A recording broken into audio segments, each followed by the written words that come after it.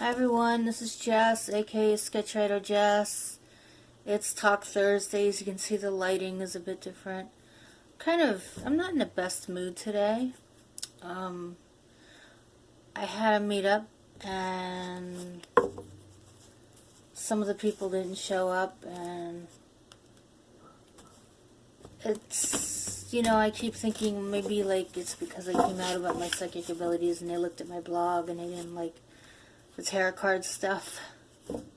And there are times when I think maybe I'm like, well, maybe I don't really have abilities. Maybe, there's something going on because I stopped drinking and my brain is trying to recalibrate itself or something.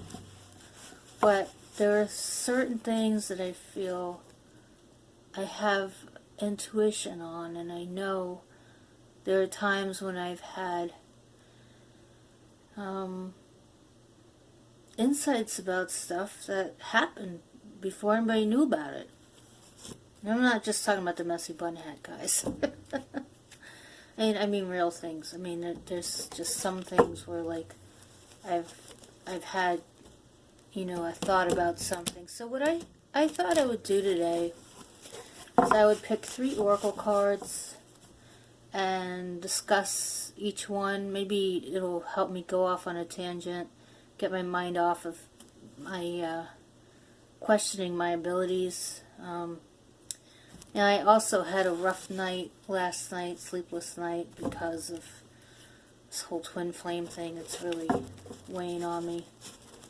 And the way I see it, I see us being separate, and we only met just to have a mirror moment where we sparked something in the other and learned something.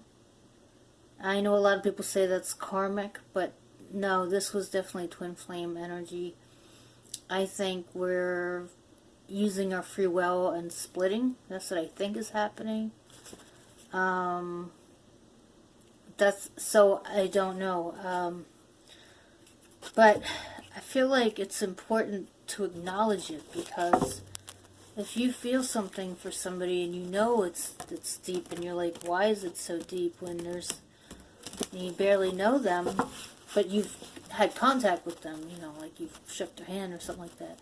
So you've had actual contact, and not just that, but you've had flirting with them. Sorry about that, guys. It's like, it's frustrating. So, there's just a lot of things up in the air where I feel like, maybe I just don't know what the hell I'm talking about sometimes. But I think all it was for learning, and just for us to both realize we're not alone, that we always have each other wherever we are.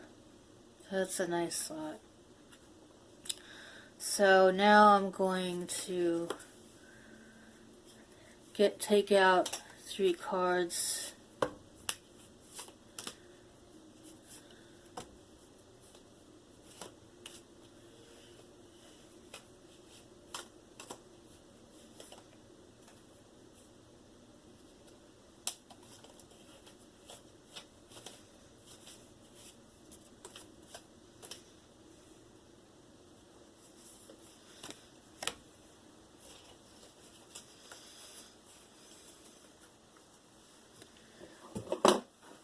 Okay. So what I've got here is, if they once loved you, they still do. I go where you go. And it's not as if you need anyone. Right. Actually, I've never gotten that one before. I think I've gotten the other 2 before, though. So I'll read this one first. Thanks for every single time you ever fell in love, whether or not it was obvious, whether or not it lasted, and whether or not you were loved back. It changed everything. Actually, you're always loved back. The changer. The universe. Your changer, the universe. I don't know. Okay, next one. Tell me, are you finding that the occasional stranger has a crush on you? that for words you've almost mindlessly chosen, hearts broken too long begin to heal. Ugh. That eyes sometimes well up with tears when it's time to say goodbye. Remarkable, our findings exactly. Peace, your divinity is showing the universe. Okay, and here's the last one. For as long as you wish to keep them in your life, whoever they may be, understanding them as opposed to changing them will wildly improve the chances that they'll wish to keep you in their life. On the other hand, you're pretty much stuck with me. Oh wow, how I love you, the universe.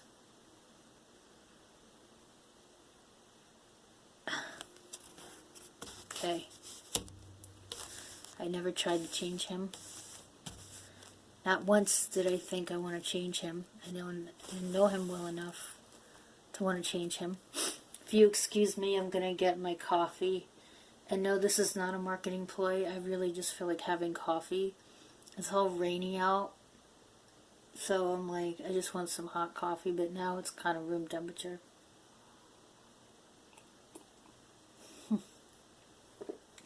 So because that kind of like went over my head, I'm just going to go back to what these actually say in the cards. If they once loved you, they still do. I go where you go. It's not as if you need anyone. And I think, you know, today, I was not going to talk about twin flames. I really wasn't. But I had this feeling. My spirit guide Lauren wanted me to talk about it.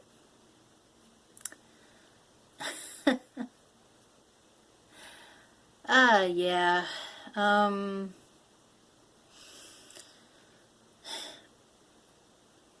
One thing I will say, since I've been on this journey, feel like this is what I call what happened with me in a soul opening.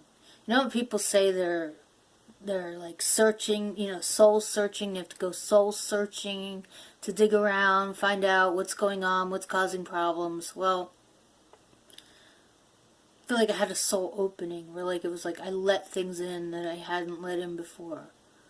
I had put myself out there, whether I was going to get crushed or not. Again, because I've been out there lots of times and then crushed. Lots of times.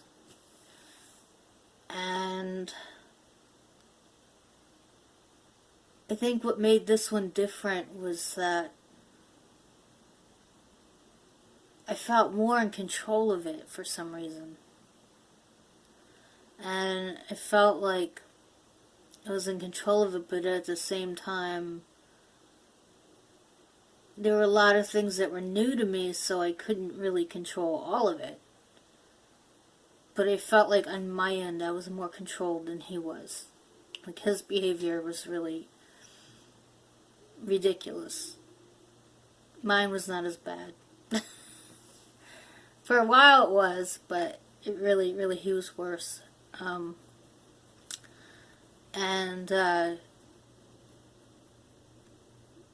You know,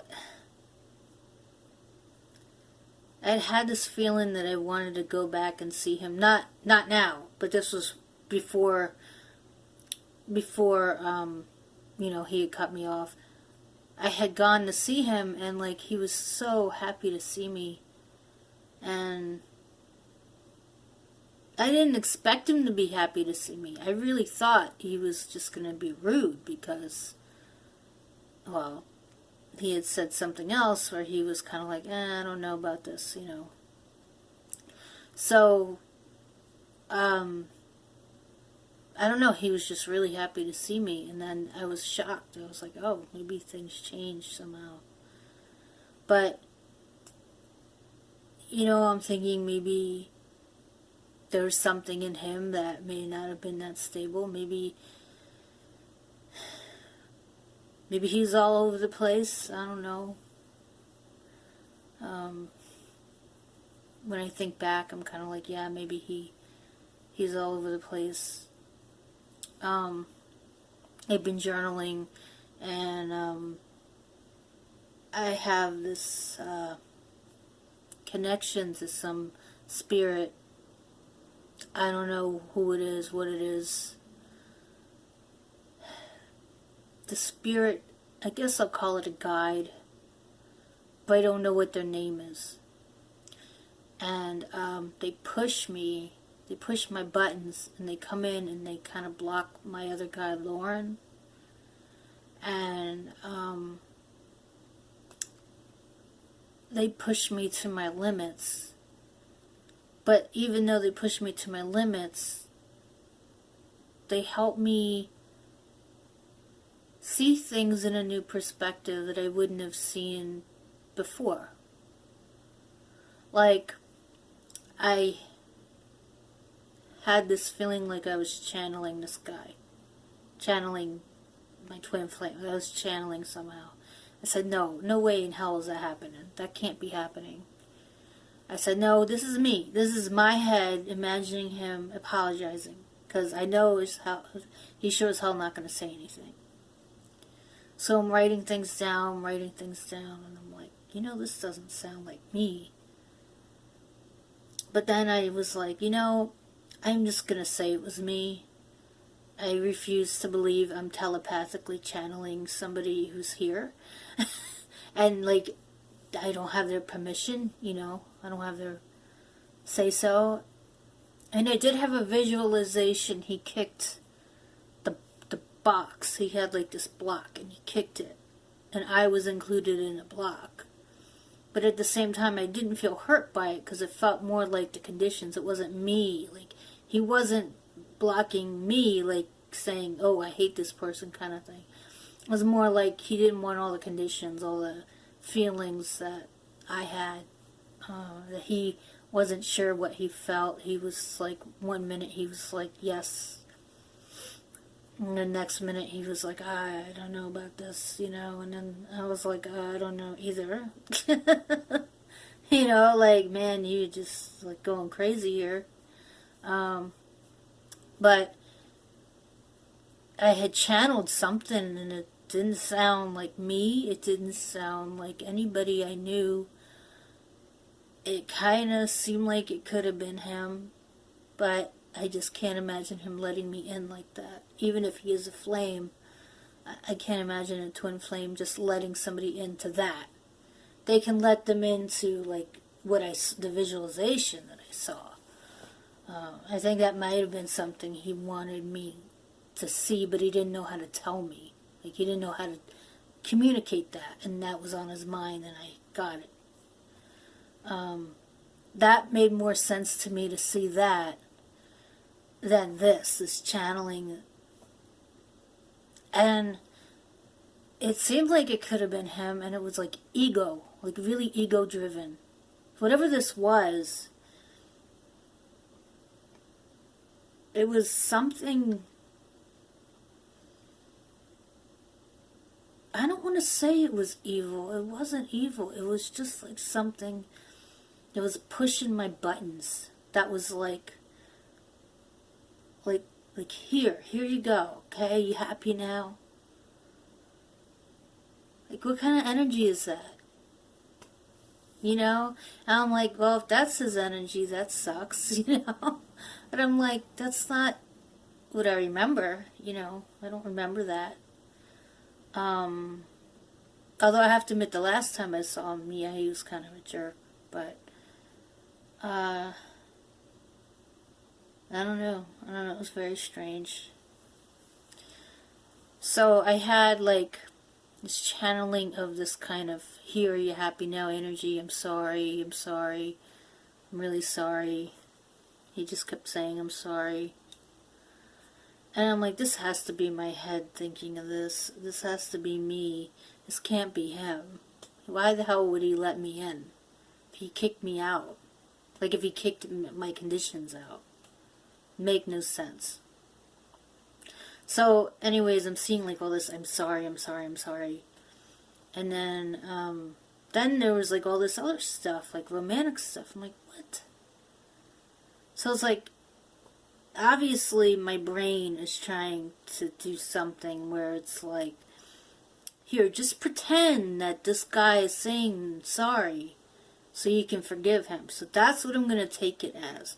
That it was like my insides saying, well, here's some things that maybe you didn't pick up on when you were really talking, and there have been some other cues that had other stuff that you weren't really aware of. So I think it was all me. It was just my remembering something that was off about him.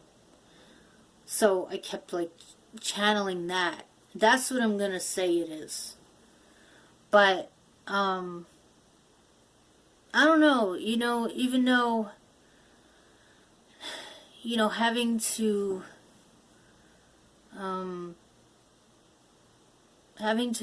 just accept this journey now,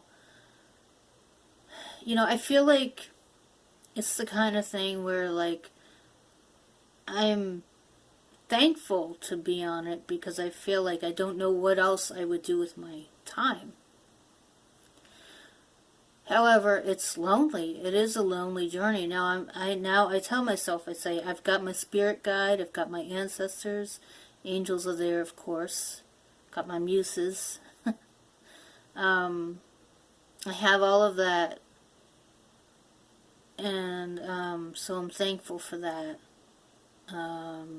So I'll be back to say a little bit more. I have to record this in sections.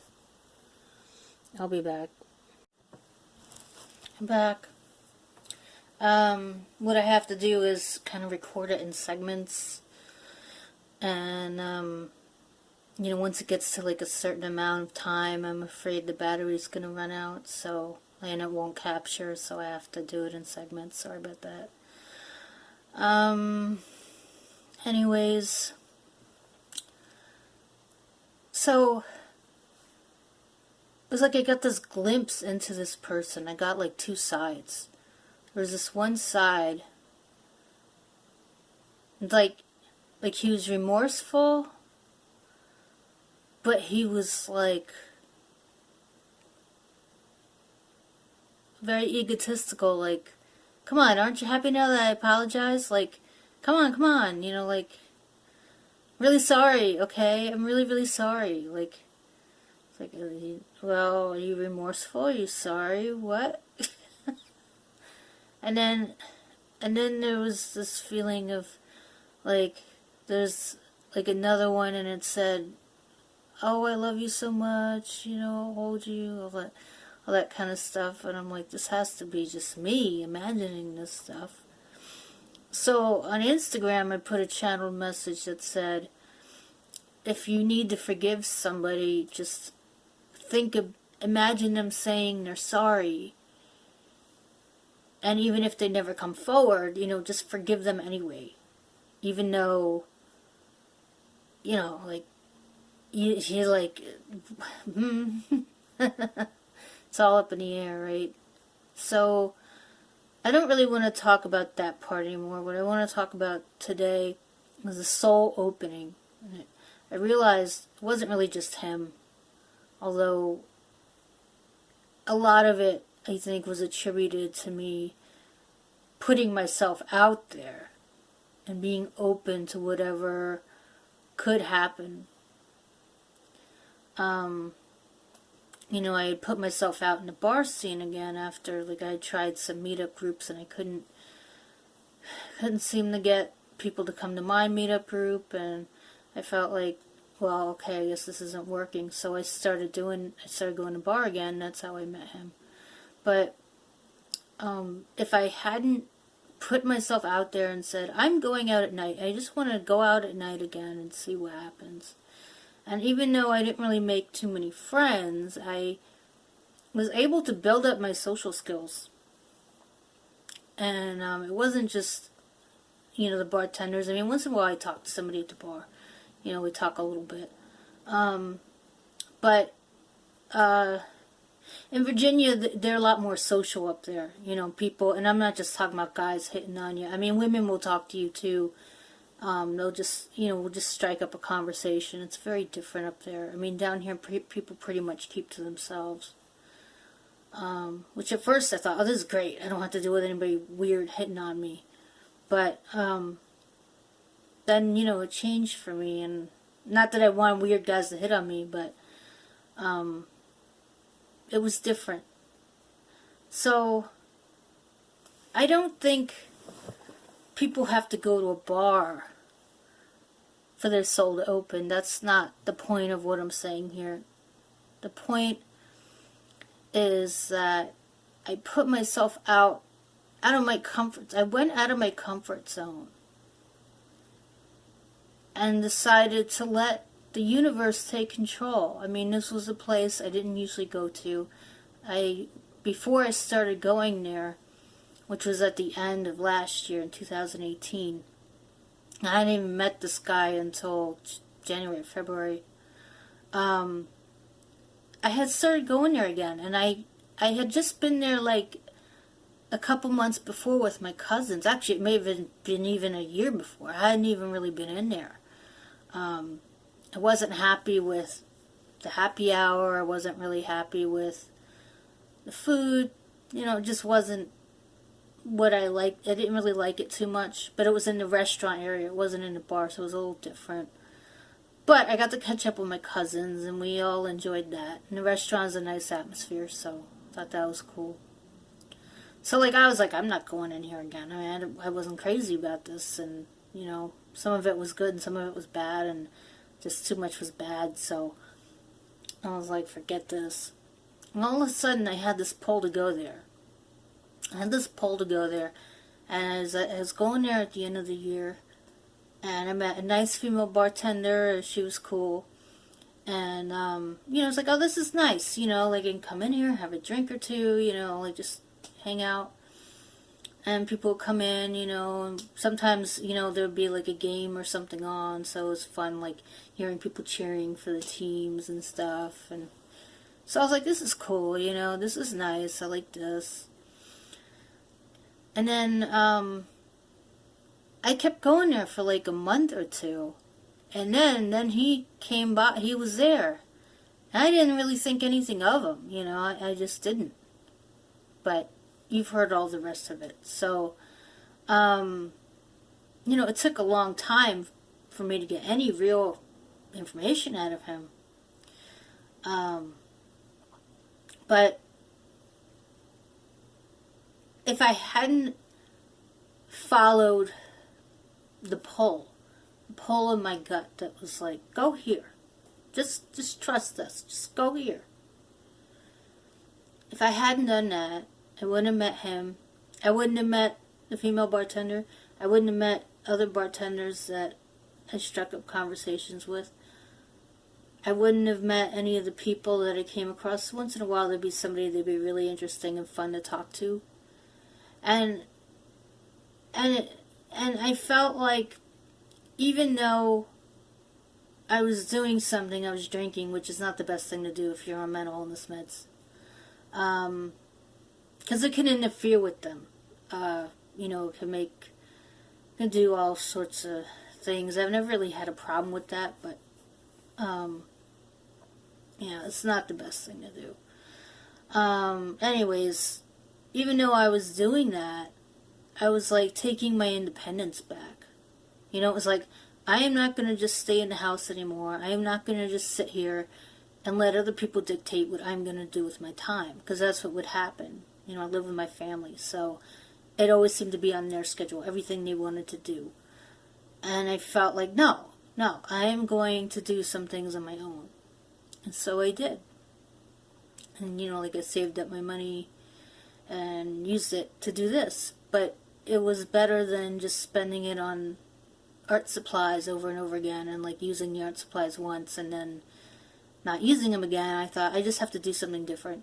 I have to go out and talk to people. I just have to get out of the house. And the bar scene was the easiest way to do it. It's pretty quiet down here. Unless there's a game, then everybody's out shouting at the game. But it's very different, as I said. It's not like up north. You know, at first it started out great, and then, I don't know, it just got complicated. And it wasn't just because of this guy, the twin flame guy. It was my feelings about my life. It was my feelings of this isn't really what I want to do with my time. Like, I've kind of gotten all the stuff I wanted out of this. I'm feeling like it needs to come to an end. So I was like, I am not going to see this guy again until I see him outside the bar. That's it. And so, I had said that I wasn't gonna, that I was gonna give up drinking for a while. That's what I told him a while back. I just said just to give it up for a while, not like forever, but just to clear out a little bit. He never responded back, and I think that was it. That was the nail in the coffin. So,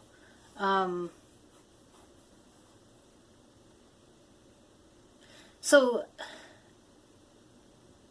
you could do anything. You don't have to go to a bar. I mean, you could go to a coffee shop, but I would say go to one where people actually talk to each other. I mean, if you go to a local Starbucks, no one's going to talk to you. If you go to like a mom and pop coffee shop, you may actually be able to strike up a conversation with somebody. And I don't know, any place where you can sit and talk to people. I mean, like if you go to a diner and there's like a bar, like not a bar that serves liquor or something, but like a bar, an eat-in bar where people can sit at the counter. If you go to a place like that, you may be able to strike up some conversations.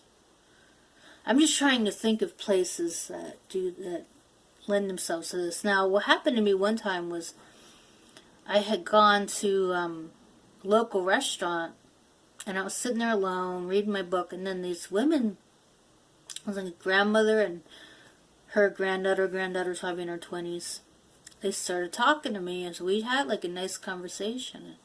I'd never had that happen before, so that was kind of interesting. I guess they thought I needed a friend, so we were all talking, and so you never know when it'll happen, but you're more likely to talk to people at bars, I guess, or just any kind of place where there's people sitting together. So, just put yourself out there into the community. And if you do that, you will build up your social skills. I mean, you may not make any friends. It's possible you won't. There's also Meetup. I've had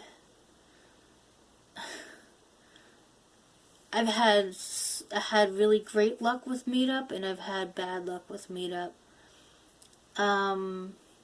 I had friends that I met there, but then they had issues and they had to go somewhere else.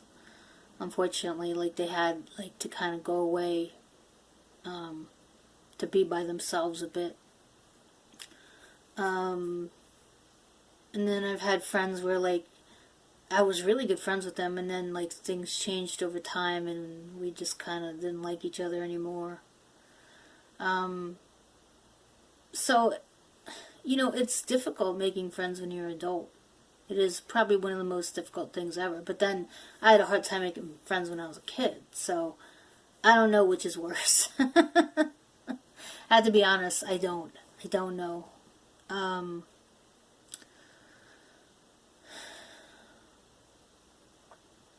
But one thing I know for sure is that if you don't put yourself out there, if you don't push yourself outside your comfort zone, and I hate using that term because everybody uses it to death, but it's true. If you don't push yourself out of the comfort zone, if you don't say, hey, I need some independence, I need some time on my own, then you're never going to get out and meet people, and you're never going to let your soul open up to somebody, anybody. I mean, yeah, you've got to have some boundaries, and you've got to say, okay, this I can accept, and if somebody does this, that's not going to work.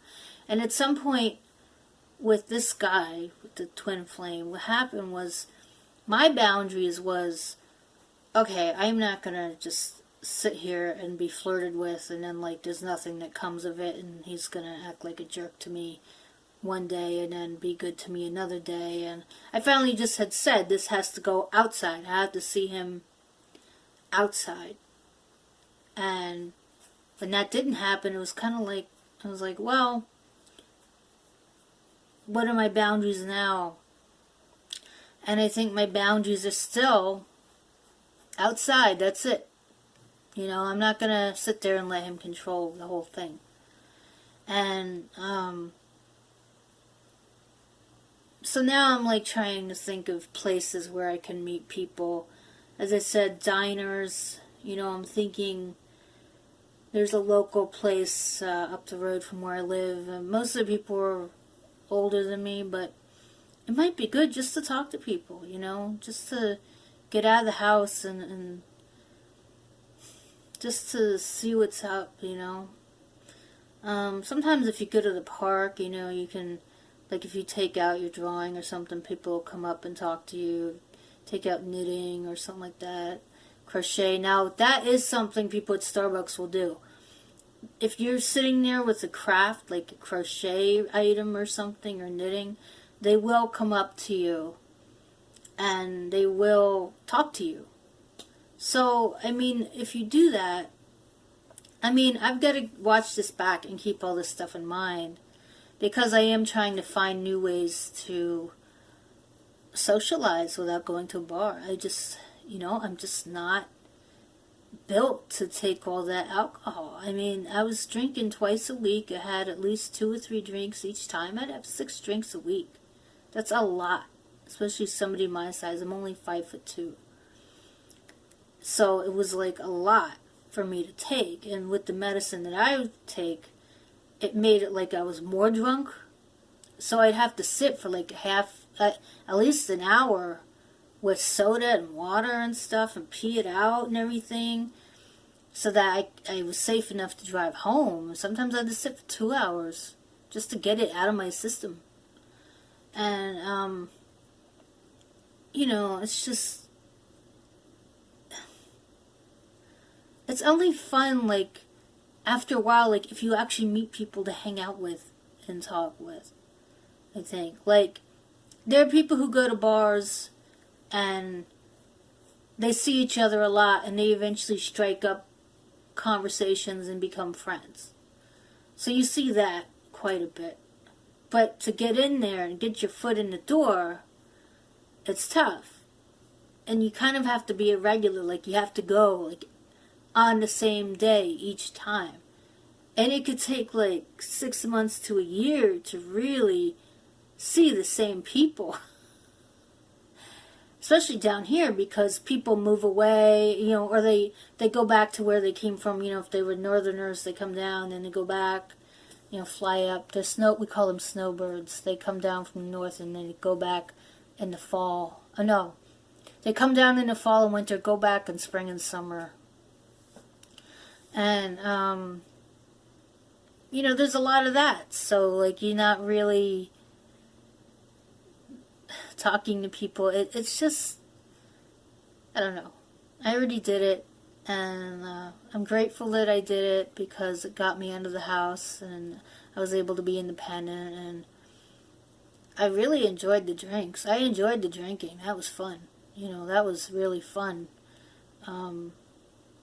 But just not being able to really connect with people, really, after a while, it just seemed to really get on my nerves, you know.